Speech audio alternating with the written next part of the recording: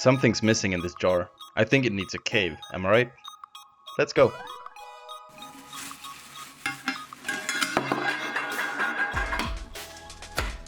The jar itself is a super cheap jar from the local supermarket.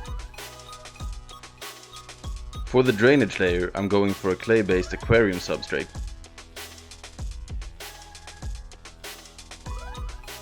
It looks and acts a lot like leca, but it's a lot smaller than your average clay balls.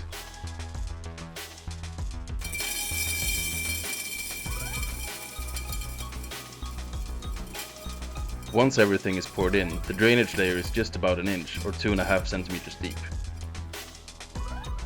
Here I'm cutting a piece of weed barrier to use as a divider between the drainage layer and the substrate. As you can see, I always cut it slightly bigger than the area I want it to cover. The substrate consists of orchid bark, sphagnum moss, activated carbon, sand, and worm castings. If you have any questions about it, feel free to ask in the comments.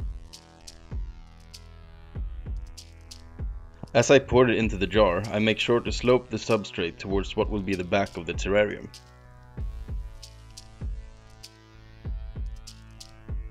Once the substrate is in, I start experimenting with the layout for the cave structure.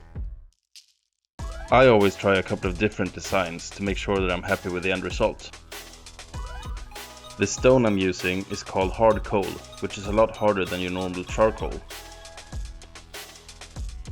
It's not really a stone, but it's a great alternative to lava rock in terrariums.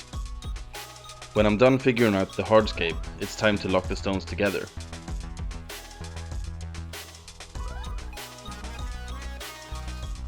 To do that, I'm using paper towel and liquid superglue.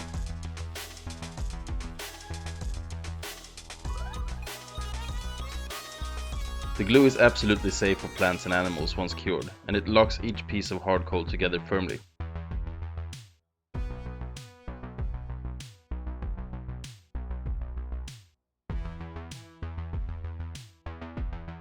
Once the gluing is done, it looks very messy, so I need to cover up the visible tissue. This time I'll just use normal sphagnum moss.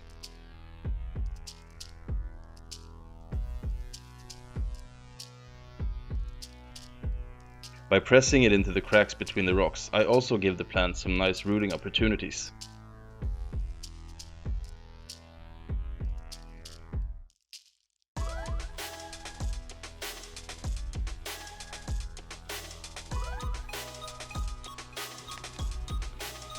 Next up is the moss.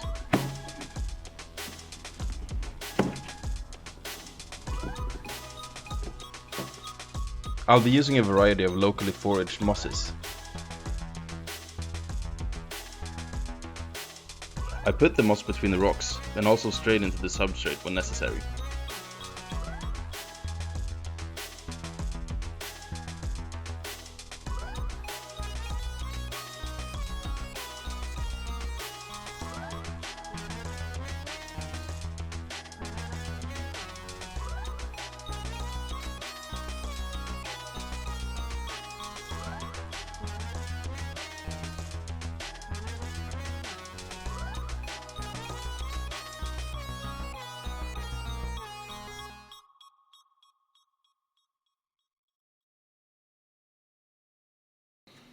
Before I start putting the other plants in, I give the terrarium a good half-time spray down.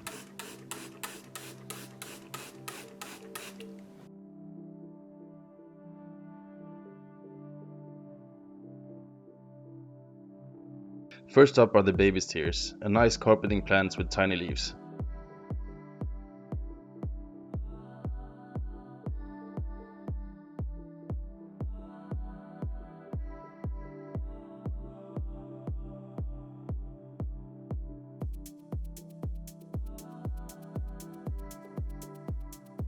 The main focus point among the plants will be this African violet.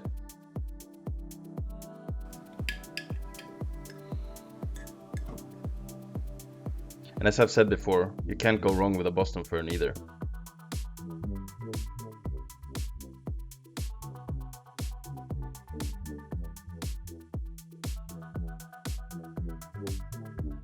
I mean, it looks alright so far. but it still kind of feels like something's missing, right? To create the look of a beach leading up to the entrance of the cave, I'm using play sand.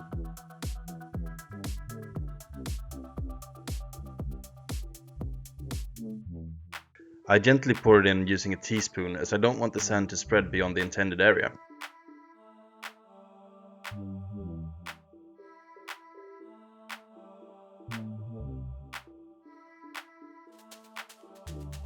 And here's the final result.